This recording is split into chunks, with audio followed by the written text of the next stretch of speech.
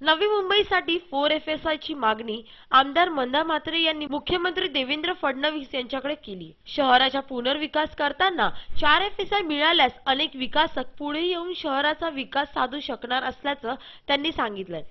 विरोधकांनी नवी मुंबईत 4FSI आल्यास संन्यास घेऊ असं मत व्यक्त केलंय।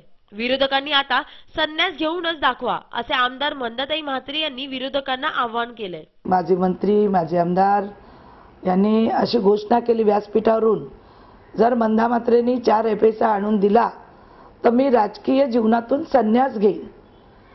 तर मला असं वाटतंय त्यांनी जो शब्द बोललाय व्यासपीठावर त्याच्या अनेक प्रसार माध्यमातून बातम्याही झाल्यात, तर त्यांनी खऱ्या अर्थाने राजकीय संन्यास घेण्याची वेळ आलेली आहे आणि त्यांनी तो बोलल्याप्रमाणे घ्यावा आणि त्यांनी करून दाखवलं, जे बोलले ते करून दाखवावं। गेली अनेक वर्ष आपण 4FSI मिळावा यासाठी पाठपुरावा करत आहे, तर 4FSI मिळाल्यामुळे गरिबांना मोठी घरं मिळणार आहे। यामुळे मोठी व चांगली घरे गरिबांना मिळावीत हे पंतप्रधानांचं स्वप्न पूर्ण होणार असल्याचं मत त्यांनी व्यक्त केले। उल्हासनगर मीरा भाईंदरच्या धर्तीवर नवी मुंबईला 4FSI मिळाला पाहिजे असं मत त्यांनी व्यक्त केलंय। गेले अनेक दिवस मी या FSIच्या मागे आहे। आपल्याला माहिती आहे 1.8 महानगरपालिकेने दिला होता, त्याच्यावर मी 2.5 FSIची मागणी केली। सरसकट सिडकोच्या ज्या इमारती आहेत त्यांना 2.5 FSI देण्यात यावा। 2.5 FSI नंतर कोणी विकासक पुढे येत नाही, कारण माडाच्या धर्तीवरती ते प्रस्ताव बनवला गेलेला आहे सिडकोच्या माध्यमातून की लो बजेटची घरं सुद्धा विकासकांनी दिली पाहिजे, पालिकेला 20% FSI दिला पाहिजे। हे कोणाला परवडत नाही, म्हणून मी CM साहेबांजवळ परत गेली। आदरणीय आमचे मुख्यमंत्री देवेंद्रजी फडणवीस साहेबांना सांगितलं की आपण 4FSI जर दिला तरच विकासक काम करू शकतो।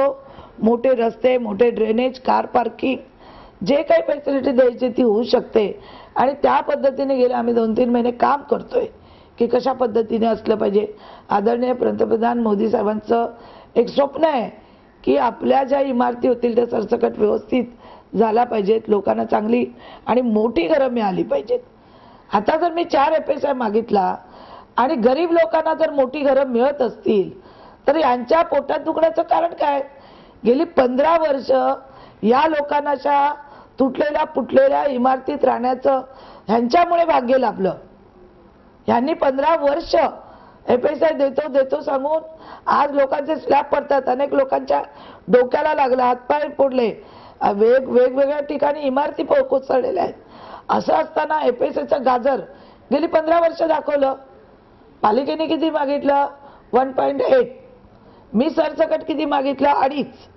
माझी इच्छा होती 3 मिळावं, आज 4 मागण्याची गरज लागली नसती, पण आज 4 मागते आणि 4 मुख्यमंत्री साहेबांनी स्वतः घोषणा केलेली आहे या अधिवेशनातीवारी की आम्ही 4FSI देऊ। तुम्ही उल्हासनगरला दिला, मीरा भाईंदरला दिला, तर नवी मुंबईला सुद्धा द्यायला पाहिजे। आज झोपडपट्टी सुधारण्यासाठी 300 कोटी आलेले, यांच्या हातात एजन्सीज नाही, एजन्सीला पैसे नाही मिळाले तर काम करून द्यायचं नाही।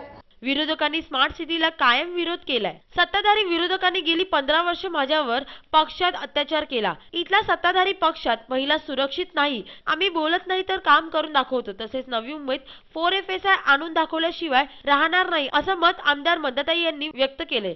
तसेच 4FSIचा GR लोकांच्या सजेशन आल्यानंतर पब्लिश केला जाईल असा विश्वास आमदार मंदाताई म्हात्रे यांनी दिलाय।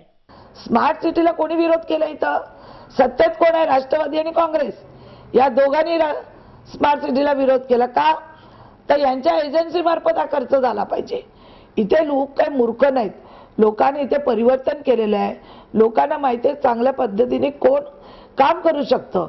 आज बघा टाइम्स ऑफ इंडियाला एक बातमी आली मरीनाची, ज्या मरीनासाठी मी गेले 1 वर्ष काम करते, त्याचं टेंडर प्रोसिजर सुरू झालं। वॉटर ट्रान्सपोर्टचं मी गेले 1 वर्ष काम करते, त्याचं 120 कोटीचं टेंडर निघालं। मी बोलत नाही तर करून दाखते, त्याचा फॉलोअप करते। मला तर एकच सांगायचं की 4FSI बद्दल जे काल त्या व्यासपीठावर बोलले, आज किती महिलांना इथे हॅरेसमेंट केलं जातं? महिला इथे सुरक्षित आहेत का या पक्षामध्ये? मी स्वतः त्याची साक्षीदार आहे। मला गेली 15 वर्ष या पक्षामध्ये मला हॅरेसमेंट इथे केलं गेलं स्थानिक लेवलवर। माझं नाव घ्यायचं नाही, माझं पत्रिकेत नाव टाकायचं नाही, मला व्यासपीठावर बोलवायचं नाही, माझ्याशी एकाही नगरसेवकांनी बोलायचं नाही।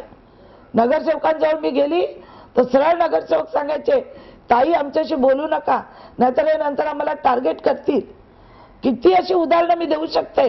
कितीतरी मोठ्या कार्यक्रमाचे, ज्या कार्यक्रमात मोठे मोठे आमचे नेते यायचे त्या कार्यक्रमात माझ्याशी कोणी बोलायचं नाही. वाळीत टाकायचं. मी काय दलित होती का मला वाळीत टाकायला? ही काय नवी मुंबई आहे? काय कुठलं खेडेगाव आहे का?